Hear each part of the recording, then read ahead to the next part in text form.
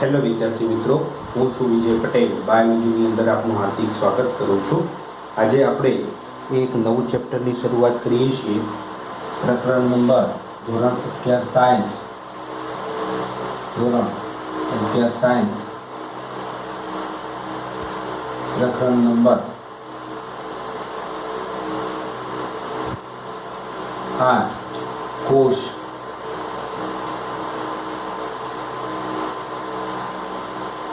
સજીવનો એકમ. આ ચેપ્ટર સાથે આપણે એ શરૂઆત કરીએ છીએ. તમે આજુબાજુ જ્યારે પણ તમારી આંખ એ આજુબાજુનું જે પણ દ્રશ્ય જુઓ છો તો તમને ચોક્કસપણે સજીવ અને નિર્જીવ એ જોવા મળતા હશે. ત્યારે તમારા મગજની અંદર એક પ્રશ્ન એ ઉદ્ભવતો હશે કે સજીવ એ સજીવ જ કેમ છે, નિર્જીવ એ નિર્જીવ જ કેમ છે. તો એની રૂપરેખા એ આ ચેપ્ટરની અંદર એ આપણે જોવા જઈ રહ્યા છીએ. તો સજીવ સજીવ જ કેમ છે, નિર્જીવ એ નિર્જીવ જ કેમ છે. તો સજીવ સજીવ જ કેમ છે એના અનુસંધાનમાં એ સજીવ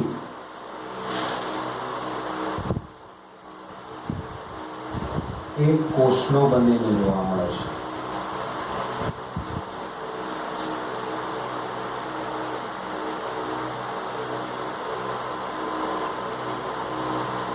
સજીવ એ કોષનો બનેલો એ જોવા મળે છે.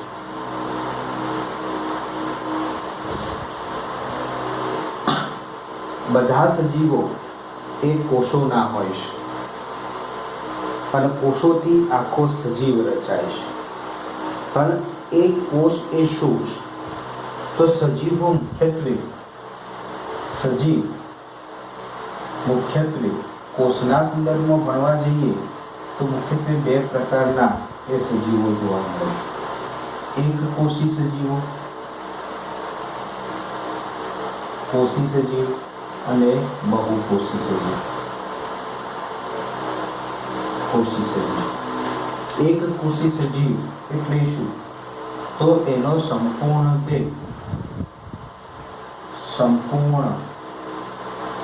દેહ એક જ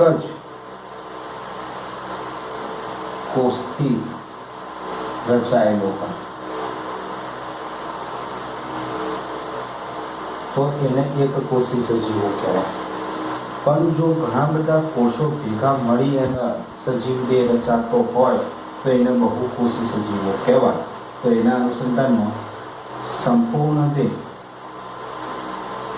દેહ સજીવનો ઘણા બધા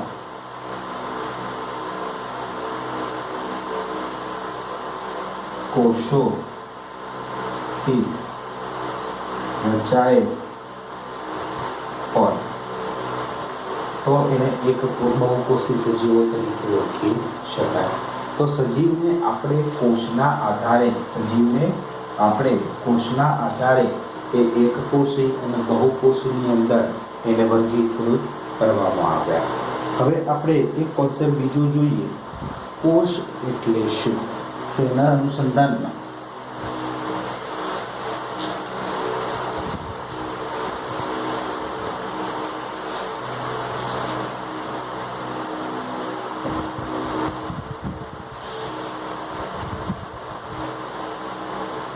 કોષ એટલે શું? તમે કોષ કોને કહી શકો એના અનુસંધાનમાં છે. સજીવો કોષોથી બનેલા છે તો તમે કોષ કોને કહી શકો? તો એ માટે બે આપણે સેન્ટેન્સ લખીએ તો કોષ તમે એને કહી શકો કે જે સ્વતંત્ર અસ્તિત્વ દર્શાવતો, સ્વતંત્ર અસ્તિત્વ ધરાવતો હોય. આને તમે કોષ કહી શકો. બીજું સેન્ટેન્સ, જીવનના બધા જ આવશ્યક કાર્યો કરવા માટે જીવનના બધા જ આવશ્યક કાર્યો કરવા માટે તે સક્ષમ હોય.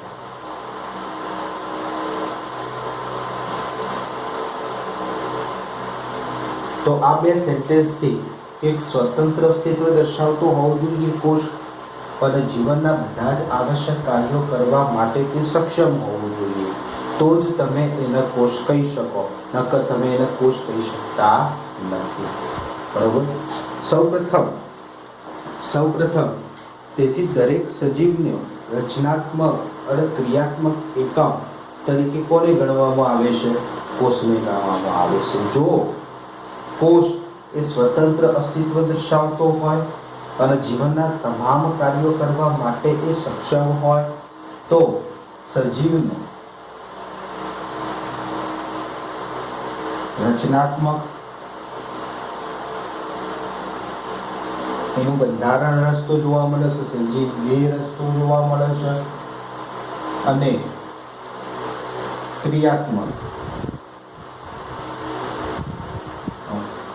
એકમ તરીકે કોષ છે. એ શરીરનું બંધારણ રચે અને એ બંધારણના અનુસંધાનમાં દરેક કોષ એ જીવનના તમામ આવશ્યક કાર્યો કરે. એટલે કે કોષ રચનાત્મક તરીકે વર્ત અને ક્રિયાત્મક તરીકે વર્ત, તો જ એને તમે સજીવ તરીકે ઓળખી શકો છો. બરોબર. હવે કોષની રૂપરેખા જોઈએ. સૌપ્રથમ કોષની શોધ કેવી રીતે થઈ, કોણે નિહાળ્યો, એના અનુસંધાનમાં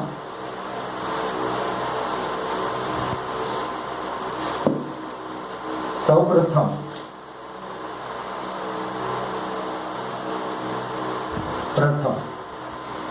કોષ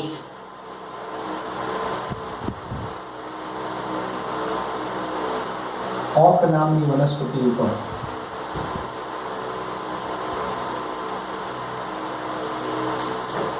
વનસ્પતિનું અવલોકન કરીને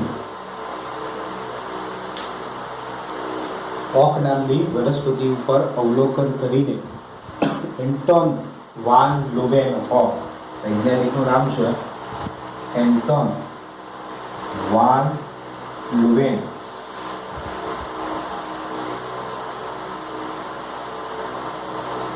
તો એન્ટોન વાન લુવેનહોફ નામના એ વૈજ્ઞાનિકે એ સૌ પ્રથમ એ જીવંત કોષને નિહાળ્યો છે. એન્ટોન વાન લુવેનહોફ એ જીવંત કોષને નિહાળ્યો છે.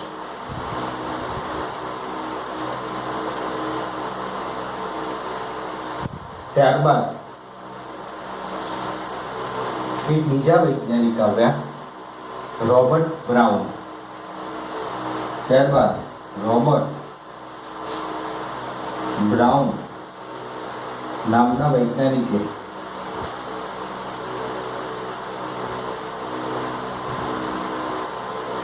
કોષની અંદર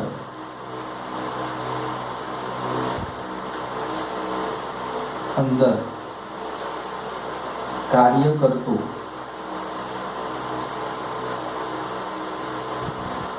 કોષ કેન્દ્રની શોધ કરી. તો સૌપ્રથમ આ બે વૈજ્ઞાનિકોના યોગદાનથી એક કોષ એ જોવા મળે અને કોષની અંદર જોવા મળતું કોષ કેન્દ્ર એ નિહાળવામાં આવેલું છે. ત્યારબાદ આપણે જોઈએ કે જ્યારે પણ માઇક્રોસ્કોપની શોધ થઈ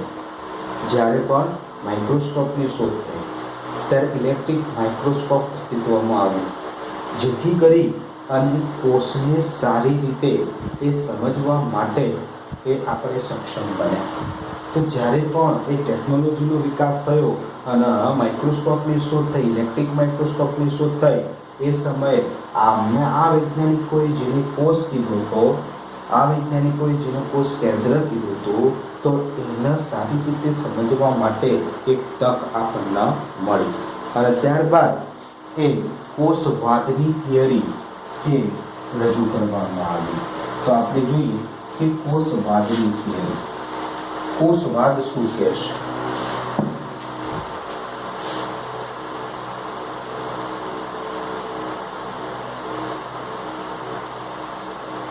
કોષવાદના સંદર્ભમાં એ આપણે અભ્યાસ કરીએ તો 1838માં જર્મન વૈજ્ઞાનિક મિથિયસ સ્લીડને 1838માં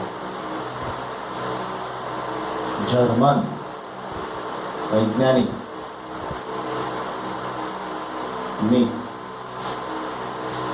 જે વનસ્પતિ શાસ્ત્રના વૈજ્ઞાનિક હતા.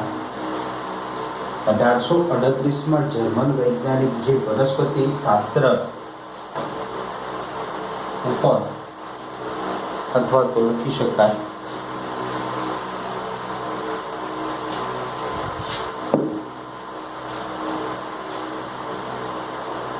જર્મન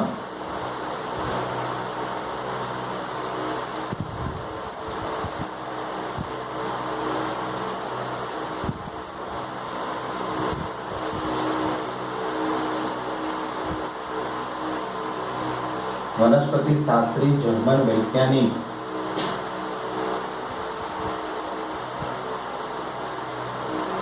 મિથિયસ સ્લીડન એ વનસ્પતિ શાસ્ત્ર ઉપર કાર્ય કર્યું અને વનસ્પતિ શાસ્ત્ર ઉપર એ નિષ્ણાંત હતા. એમણે 1838માં એ તમામ વનસ્પતિઓ ઉપર એમને કોષોનું રિસર્ચ કર્યું અને તમામ વનસ્પતિઓ ઉપર એમને એ વસ્તુ નિહાળી કે દરેક વનસ્પતિ એનું તારણ શું હતું મિથિયસ સ્લીડનનું? દરેક વનસ્પતિ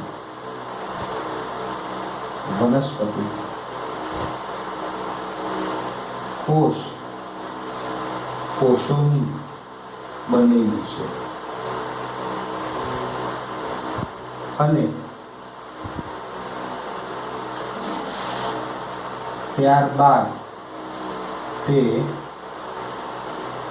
પેશીનું નિર્માણ કરે છે. મિથિયસ સ્લીડને શું કીધું 1838માં કે તમામ વનસ્પતિઓ કોષોની બનેલી છે અને ત્યારબાદ તે પેશીનું નિર્માણ કરતી હોય છે.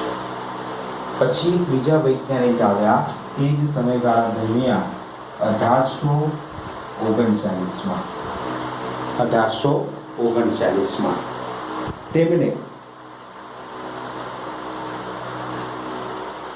તેઓ પ્રાણીશાસ્ત્ર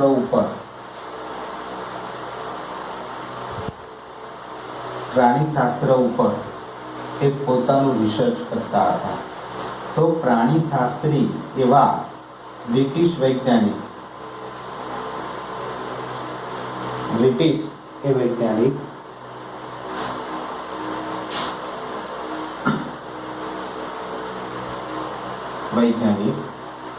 જેનું નામ છે થિયોડોર સ્વોન.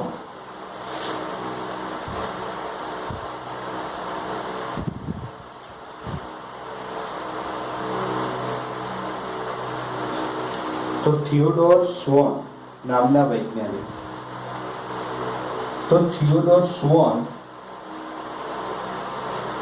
નામના જે વૈજ્ઞાનિક હતા એ પ્રાણીશાસ્ત્ર ઉપર એમને રિસર્ચ કરેલું છે અને પ્રાણીશાસ્ત્ર ઉપર એમને રિસર્ચ જ્યારે કર્યું ત્યારે એમને એક વનસ્પતિ અને પ્રાણીઓની અંદર શું ડિફરન્સ કોષોના સંદર્ભમાં એ પારખવાનો પ્રયત્ન કર્યો.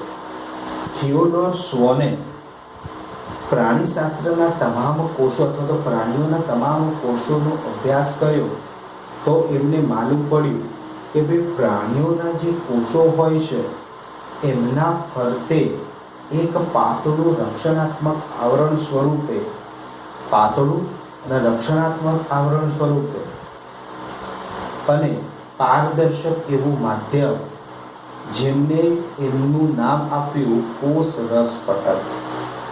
તો પ્રાણીઓ ઉપર એમને અભ્યાસ કરી અને કોષોના ફરતે એક પારદર્શક આવરણ જોયું અને જે રક્ષણાત્મક આવરણ સ્વરૂપે પણ વર્તું હતું અને જે પોતે પારદર્શક હતું, તો એવા એક સરળ આવરણને એમને નામ આપ્યું કોષરસ પટલ. ત્યારબાદ એમને વનસ્પતિ શાસ્ત્ર ઉપર પણ અભ્યાસ કર્યો અને વનસ્પતિ શાસ્ત્ર ઉપર અભ્યાસ કરતા એમને માલુમ પડ્યું કે પ્રાણીઓની ફરતે જે કોષરસ પટલ જોવા મળે છે, એ કોષરસ પટલ વનસ્પતિઓની બાબતમાં કોષની ફરતે એક સખત, પહેલા તો કોષ દિવાલ જોવા મળે છે અને સખત કોષ દિવાલની અંદરની બાજુએ કોષરસ પટલની હાજરી હોય છે. જ્યારે પ્રાણી કોષની અંદર એ કોષ દિવાલ એ જોવા મળતી નહોતી. તો એમને એક સૂચન કર્યું કે વનસ્પતિની બાબતમાં વનસ્પતિઓ એક કોષ દિવાલ અને કોષરસ પટલ ધરાવે છે. જ્યારે પ્રાણીના કોષો એ કોષ દિવાલ દર્શાવતા નથી, ફક્ત ને ફક્ત એ કોષરસ પટલ થી એકબીજા સાથે જોડાયેલા હોય છે.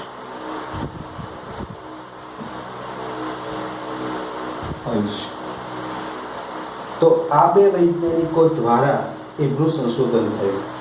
મેથિયસ લીડને વનસ્પતિ ઉપર અભ્યાસ કર્યો અને ફક્ત વનસ્પતિઓ ઉપર એમને અભ્યાસ કરતો એમને જોયું કે પેશીનું નિર્માણ એ કરે છે, કોષોથી પેશીઓનું નિર્માણ થતું હોય છે.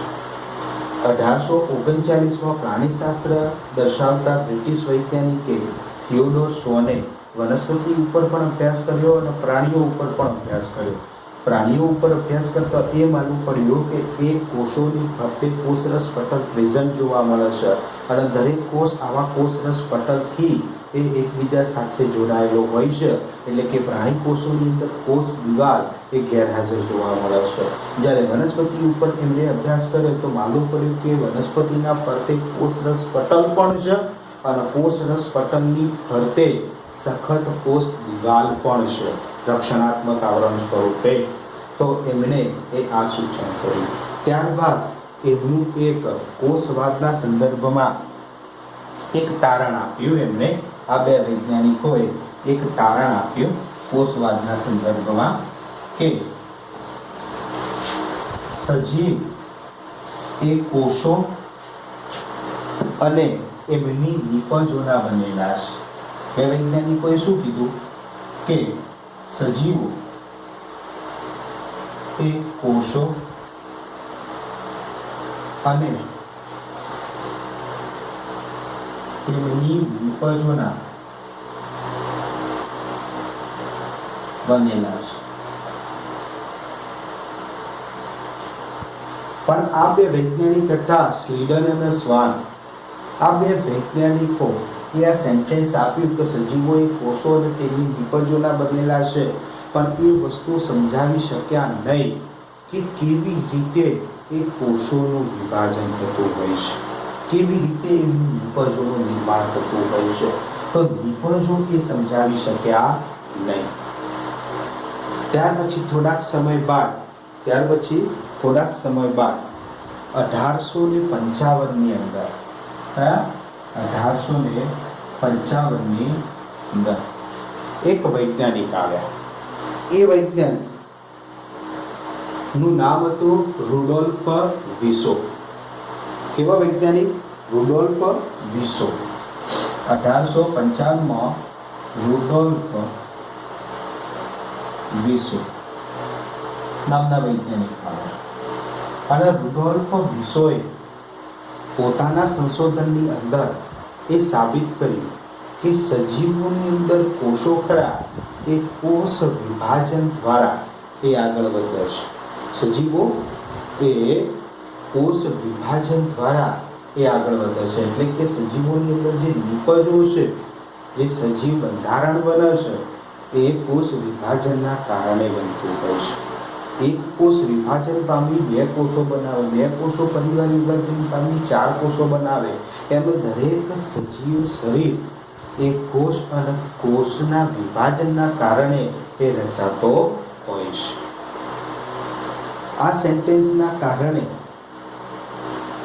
કોષવાદની જે પણ આ સેન્ટેન્સ હતું, જે સ્વીડન અને સ્વોન એ આપ્યું હતું, એની અંદર આ સેન્ટેન્સ ફરીવાર ઉમેરવામાં આવ્યું. તો રુડોલ્ફ વિસો દ્વારા જે સેન્ટેન્સ એ આપવામાં આવ્યું કે રુડોલ્ફ વિસો દ્વારા જે સેન્ટેન્સ આપવામાં આવ્યું તો બધા જ કોષોનું સર્જન રુડોલ્ફ વિસો દ્વારા એક કોષવાદના સંદર્ભમાં એક સેન્ટેન્સ આપવામાં આવ્યું કે સજીવોમાં કોષ એ પૂર્વ અસ્તિત્વ ધરાવતા કોષો માંથી નિર્માણ પામે છે. એટલે કે સેન્ટેન્સ ટૂંકમાં લખવું હોય તો કોષ વિભાજન ના કારણે નિર્માણ પામતું હોય છે. તો આ બે જે પોઈન્ટ ઓફ વ્યૂ આપવામાં આવ્યા એને આપણે શું કહીએ છીએ? કોષવાદ કહીએ છીએ. તો રુડોલ્ફ વિસો દ્વારા એ કહેવામાં આવ્યું કે કોઈ પણ સજીવ હોય એની અંદર જે કોષ હોય તો કોષમાંથી જ નવા કોષોનું સર્જન થાય છે. એટલે પૂર્વ અસ્તિત્વ દર્શાવતો કોષ હોય એમાંથી નવા કોષોનું નિર્માણ થાય, અને જે નવા નિર્માણ પામેલા કોષો ખરા એમાંથી જ બીજા નવા કોષોનું સર્જન થઈ અને આખો સજીવ દેહ રચાતો જોવા મળે છે. એટલે સંયુક્ત રીતે એ આ બે સેન્ટેન્સને એ આપણે કોષવાદના સેન્ટેન્સ તરીકે ઓળખીએ છીએ. બરોબર. પ્રથમ છે સજીવો એ કોષો અને તેની નિપજોના બનેલા છે, જે સ્લીડન અને સ્વાન દ્વારા રજૂઆત થયેલી છે.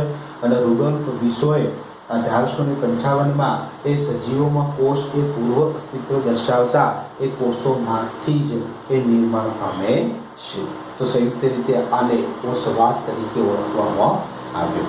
હવે આપણે જોવાનું છે કે કોષનું વિહંગાવલોકન. કોષ કેવો છે? કોષની અંતસ્થ રચના કેવી છે? અંતસ્થ રચનાની અંદર એ શું શું દર્શાવે છે? તો એના અનુસંધાનમાં આપણે વાતચીત શરૂ કરી.